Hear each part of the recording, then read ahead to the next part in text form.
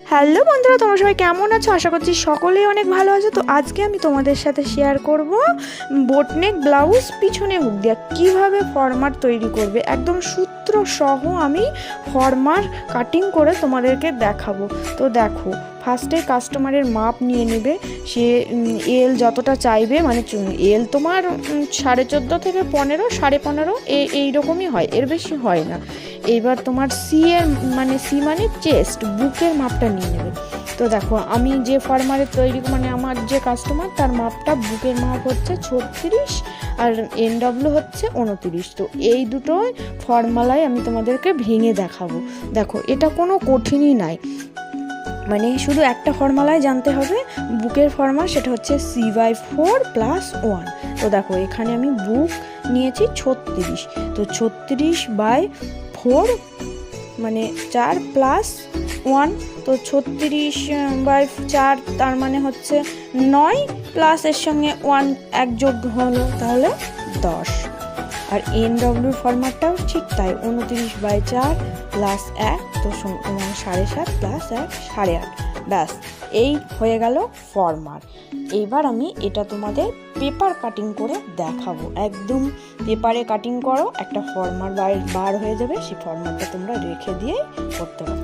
তো দেখো, ফার্স্টেই একটা এরকম পেপার নিয়ে নেবে। তো পেপারে দেখো আমি কিভাবে মার্কিং করছি। ফার্স্টেই এই যে ওপর থেকে এখানে 15 এখানে মার্কিং করলে একটা পয়েন্ট পেয়ে গেলে, তো 15 থেকে সোজা কিন্তু 7-এ মেলাবে, 7-এ একটা পয়েন্ট করে দেবে। ব্যাস, এবার এই 15 থেকে মানে 7 থেকে আবার 6.5 একটা পয়েন্ট করবে, তারপরে 15 থেকে আবার 6.5, এই যে নিচ বরাবর এরকম একটা পয়েন্ট হয়ে যাবে। তো এই যে এইবার এই নিচে নামালাম যে 6.5, এই 6.5 থেকে এই লাইনটা টানার জন্য আমাকে C/4+1 এর একটা যে ফরম্যাটটা আমি মানে অঙ্কটা করে যে মাপটা পেয়েছি, সেই মাপটাই কিন্তু আমাকে এইখানে বসাতে হবে। তার জন্য আমাকে কি করতে হবে, দেখো আমি 36 পেয়েছিলাম, 36 থেকে ওটা ফর্মুলা ভাগ করে 10 পেয়েছিলাম, তো আমি এখানে 10-এ সোজা একটা পয়েন্ট করে দেবো। তারপর আমি এই যে দেখো দাগে দাগে মিলিয়ে দেবো। এবার নিচেরটাও সেম, যে মাপটা আমি পেয়েছি 8.5, তো সেখানেই আমি মিলিয়ে দেবো। তো দেখো, এবার আমি দাগটা কীভাবে টেনে নিচ্ছি, দেখো এভাবে করেই দাগ কেটে বগল বার করলে তারপরে এইভাবে দেখো, এবার তোমার ফরমার রেডি। তো ফরমার তোমার তৈরি হয়ে গেল। তো এইবার আমি কাটিং করব। কাটিংটা আমি করে রাখছি। দেখো, কাটিং করার পরে আমি তোমাদেরকে কাগজে কাটিং করে দেখালাম। এবার আমি একদম সিটের ওপরে কাটিং করে দেখাবো। তো সিটের ওপরে কাটিং করতে হলে দেখো কি করতে হবে, আমি তোমাদেরকে অঙ্কটা আরেকবার বুঝিয়ে দিচ্ছি। আমি যেভাবে মানে মাপ নিয়ে ফর্মুলা বার করে করেছিলাম, তো সেইভাবেই আমি আঁকছি। দেখো, তোমরা এই যে পেপার কেটে যে ফর্মারটা তৈরি করেছো, ওই ফর্মার বসিয়েও কাটতে পারবে, কিন্তু আমি ফার্স্টে এঁকেই নিচ্ছি। আমার কাস্টমারের একটা মানে পিস দিয়ে গেছিলো, তো সেই পিসটা ব্লাউজ বানাবো। তো আগে ফার্স্টে লাইলিন কাটবে, কোনো সময় আগে পিস কাটতে যাবে না।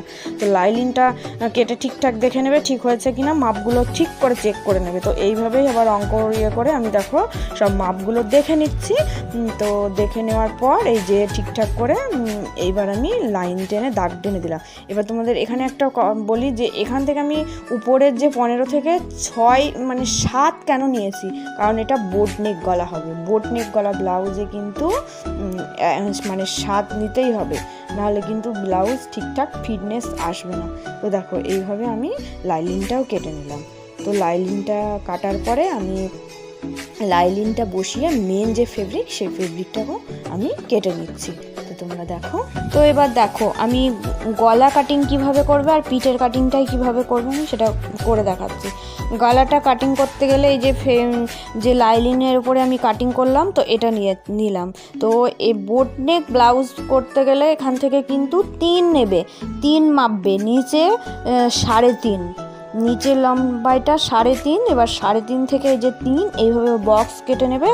বক্স করে এইবার তোমরা এইভাবে ডট ডট ডট করে গোল করে গলা কেটে নেবে। তো গলাটা তৈরি হয়ে গেলে এইবার কিন্তু এখান দিয়ে কাটিং করে দিলেই বোর্ড নেক হয়ে যায়, কিন্তু আমার কাস্টমার বলেছে একটু মানে বোর্ড নেকের থেকে একটু নিচে নামিয়ে করতে, তার জন্য আমি 1 থেকে 1.5 ইঞ্চি এক্সট্রা নামিয়ে কাটবো। তো দেখো এটা আমি কত করেছি, এই যে একটু নামিয়ে এইভাবে লাইন টেনে আমি দেখো কাটিং করে দিলাম, এটা হয়ে গেল। এটা আমার বুকের কাটিংটা হয়ে গেল।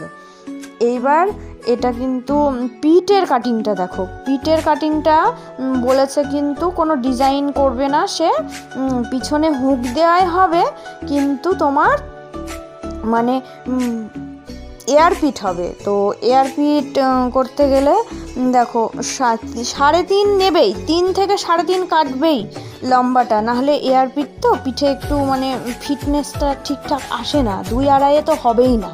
তো 3.5 নিয়ে এবার তোমরা এখানে 3.5 নিচের দিকেও 3.5 থেকে 4-এর মধ্যে রাখবে, যে যতটা বলবে একটু দেখে নেবে সে পিঠটা কতটা নামাতে চাই, ঠিক এইভাবে করেই এবার লাইন টেনে দাগ টেনে দেখো আমি কীভাবে কাটছি, এইভাবেই কেটে দেবে, ব্যাস। এটা আমার পিঠের আর সামনের। এবার দেখো আমি বুকের যে ফরম্যাটটা বার করেছি, তো এই বুকের কাটিংয়ের এখানে আমি চিহ্ন আঁকবো, কারণ এটার পিছনে হুক দেওয়া হবে, বুকে যেহেতু কোনো খোপ হবে না, তো আমাকে টেকিনে চিহ্ন দিয়েই খোপ করে নিতে হবে।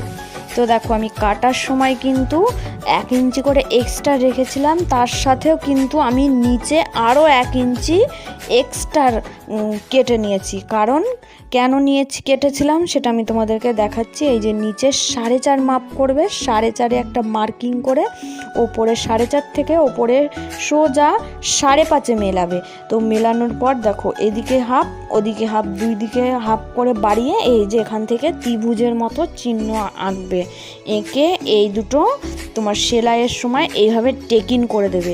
এবার ওপরে বগলের কাছেও আমি কিন্তু 1/2 ইঞ্চি এক্সট্রা বাড়িয়ে কেটেছিলাম, তো বগলের ওখান থেকেও 1/2 ইঞ্চি করে 2 দিকে 1/2 ইঞ্চি করে নিয়ে দেখো এটাও মানে এইভাবে ত্রিভুজের মতো আঁকবে, এঁকে তোমরা এইখানেও সেলাই করে দিয়ে টেকিং করতে হবে।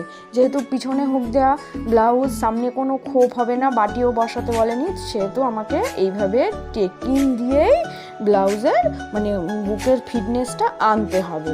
তো আমি এইভাবেই কাটিংটা তোমাদেরকে করে দেখালাম। এবার সেলাইটা ঠিক এইভাবেই করতে হবে। করার পর দেখো এইভাবে কাটিং করলে কোনো ভুল হওয়ার কোনো চান্সই নেই। তো তোমরা এইভাবে কাটবে, পিছনে হুক দেওয়া ব্লাউজ, বোট নেক গলা, তোমাদের কোনো ভুল হবে না, একদম ঠিকঠাক। তো এবার দেখো আর পেছনে যে ফরমারের টেকিং করে মানে কেটেছিলাম, তো এটাও আমি টেকিং করে নিলাম। পিছনে শুধু একটা নর্মাল এই যে নিচের দিক থেকে 2টো টেকিং করে নিলেই হয়ে গেল। তো এটাও আমি ওই 4.5 থেকে মানে 3.5 থেকে 4.5 এরকম মাপ করে এটা কেটে নিয়েছি। দেখো তোমাদেরকে আমি দেখিয়েছি। তো এবার আমি দেখিয়ে দিলাম। এবার হাতের কাটিংটা আমি দেখো হাতটা সেই যে ফরমারে কেটেছি ঠিক সেই ফরমারেই আমি কাটবো। তো হাতের ফরম্যাটটাও তোমাদেরকে দেখিয়েছি আমি আগে।